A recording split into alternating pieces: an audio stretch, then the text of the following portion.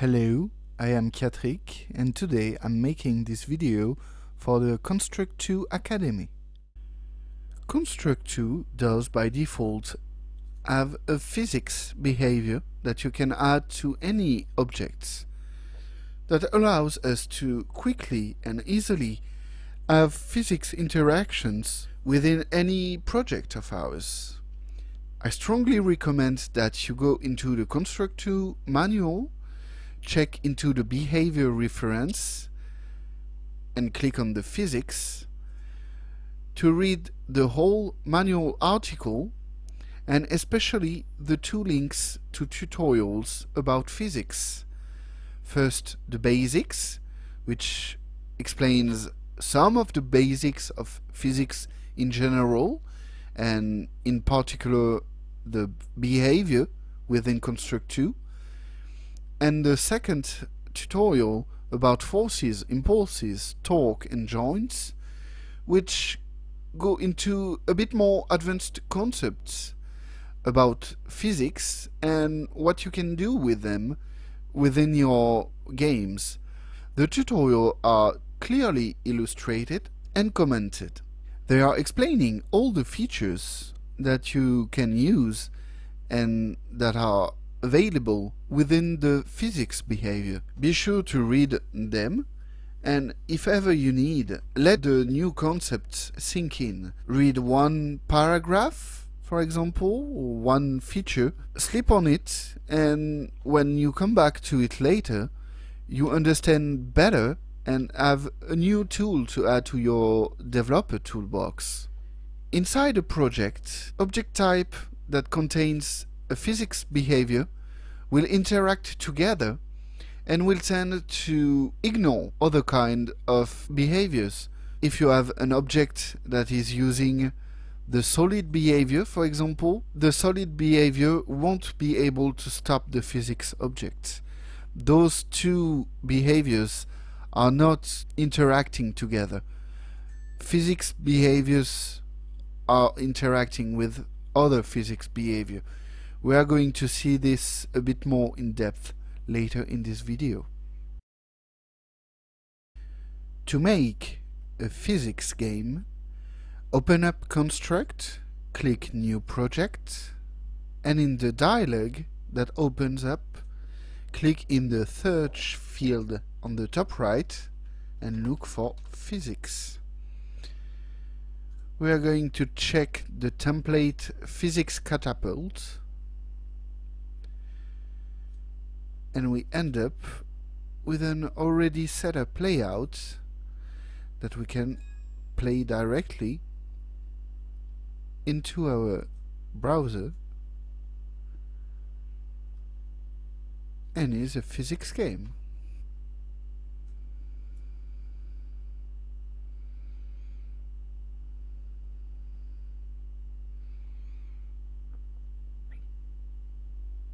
So let's check out a bit how it is done. You can notice that Construct 2 has a visual layout as well as an event sheet. On the visual editor part, we have our layout and all our objects that interact in our project together. We've selected the pig object, and we can see that it has a behavior, physics.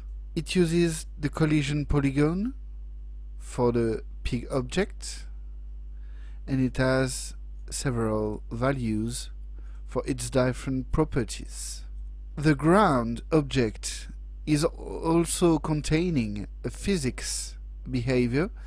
The main thing that we can notice about it is that the immovable property is set to yes, which means that in the physics world, this object will never move and so acts as a ground on which other physics objects, so our pig, our boxes, our sprite, which are not immovable, so means that they can move around, will interact and they will not fall through the ground. Wall on the right is about the same. It's another instance of the ground object that has the same properties. You can notice that between the box objects and the sprite objects, some of the values change, mostly the density, which is actually the mass of the object. So by default, the boxes are far more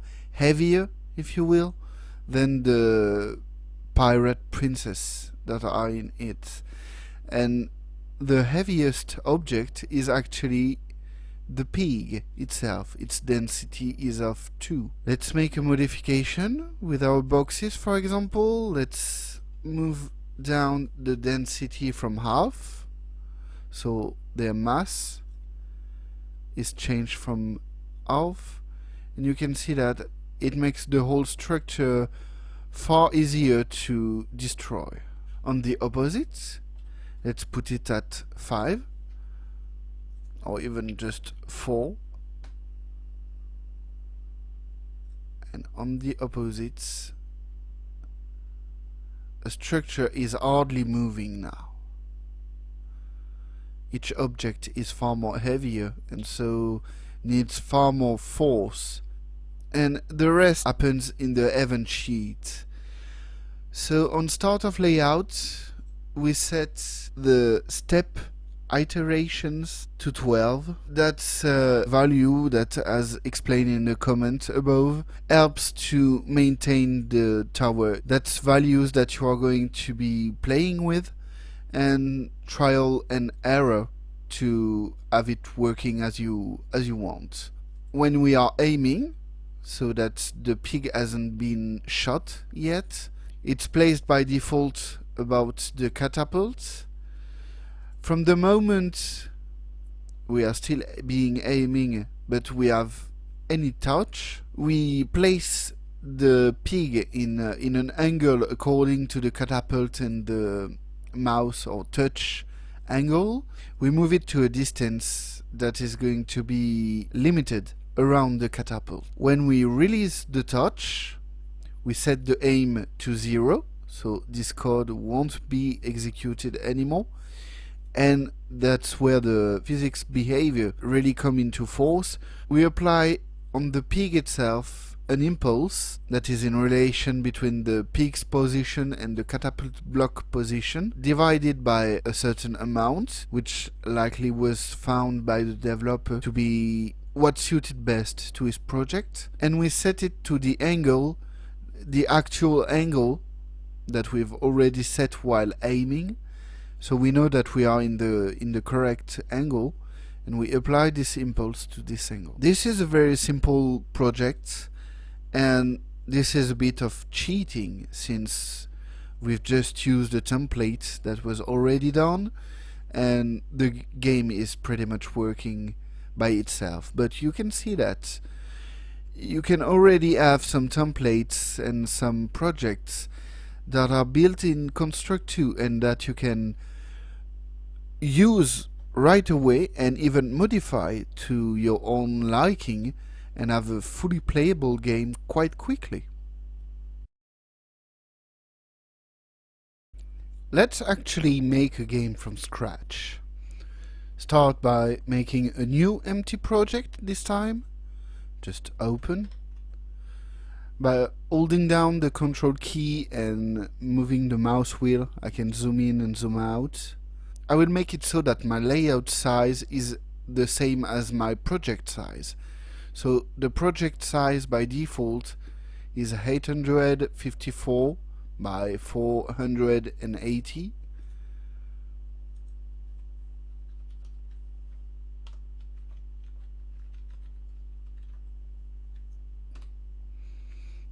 And so that reduced the total layout size to just fit with the size of the window of my project, because I don't need really more than this.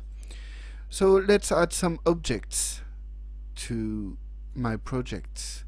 I will start with a tile background, insert it, and open images, that I've taken earlier from the project. I will take the ground,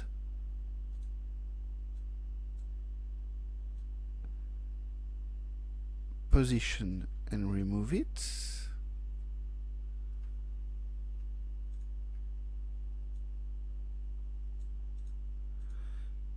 Rename the object as platform and add a behavior to it, which is going to be the physics behavior.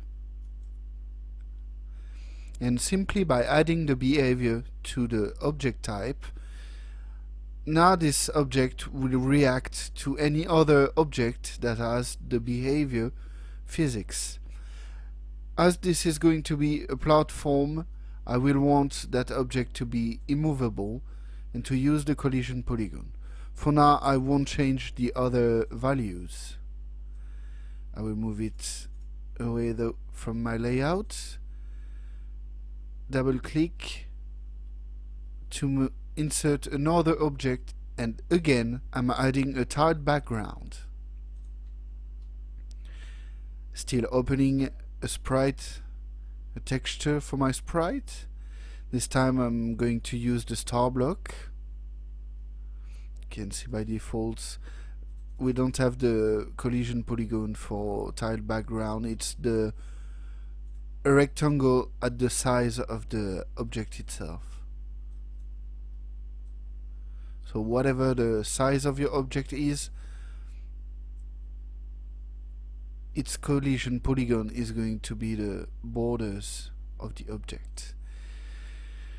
This object is far more noticeable, and we will name it end platform.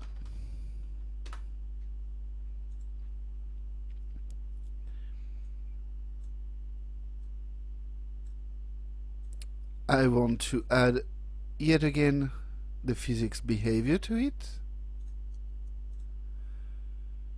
and again make it immovable.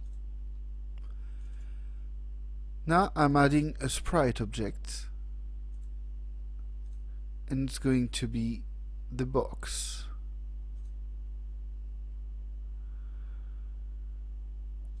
This time I can check the collision polygon for the object. You can see that it's the blue square around the object, and it determines the boundaries and how the collisions are going to be handled. Rename it to box with an X actually, and again behavior physics. Although this time I don't want it to be immovable, I want it to be able to move into the world, so I'm not changing it. And what I will want to do with those boxes is eventually to modify its shape this way.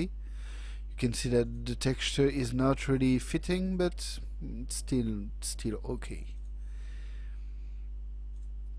Adding yet again another sprite object, and this time it's going to be our pig. You can see that the collision polygon around it by default fits the shape overall, and I like it anyway, so I will keep it that way. Rename it to pig, add the behavior physics again, still let it immovable and not touching the values for now. It's quite simple. What I will want is actually to allow the pig object to end up on the end platform, and to do so I will allow my player to remove the various physics objects by clicking them. So I need now to add a plugin touch to our project. The mouse can work as well, but with touch it's emulating the mouse, so it works on desktop and mobile device equally. So now I have the touch plugin in my project. I want to go into my event sheet. Oh, actually, last object I will want to add, for a bit of feedback, is a sprite font object. I'm placing it on the top, changing the text to victory, but by default the initial visibility will be to invisible. So it means that when I'm previewing the project or that I'm executing the exported project, this text won't be visible. I will just change its horizontal alignment to be in the center, and that's it. Now we can go into the event sheet to make our code. Construct2 reads the events from top to bottom, and whenever it finds a condition, it encounters a condition and that the condition is true. So for example, on touch object, I want that when my player is has touched a box object, I want the box to be destroyed.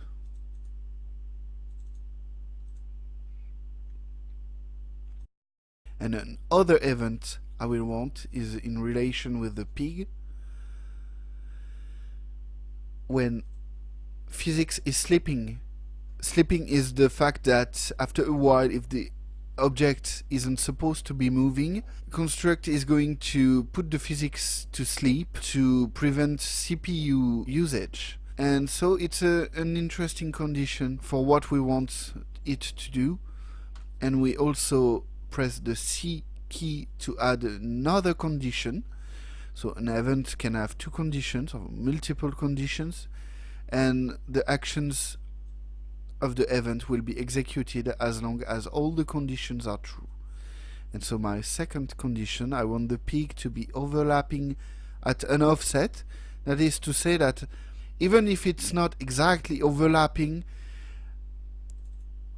placing an offset, so I want it to check that the pig is overlapping the end platform at an offset y of pig.height, that's the general height of the pig, divided by 2. That's about it. So I'm making sure that actually the pig object is on top of the end platform. If I'm just using the is overlapping, the fact that we are using the physics behavior makes it so that actually the objects are never colliding, they are never overlapping, they are always being repulsed one by the other, and so this condition is never true. Whereas if I'm checking with an offset, I'm making sure that even if the position is about that one, I'm going to check if this pixel right where my mouse is actually overlapping the end platform, and it is. And so when those conditions are true, I want simply to notify the victory condition. And if I preview my project now, I can remove an object by destroying it,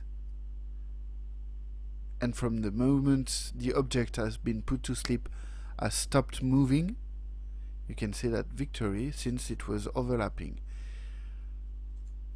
What we can do now is add a bit more complication to our level. So bring back our first platform and make our player start from here, for example. In preview, to resolve this little puzzle, simply destroy this object. Oh, actually, I need to move a bit. That's level design for you.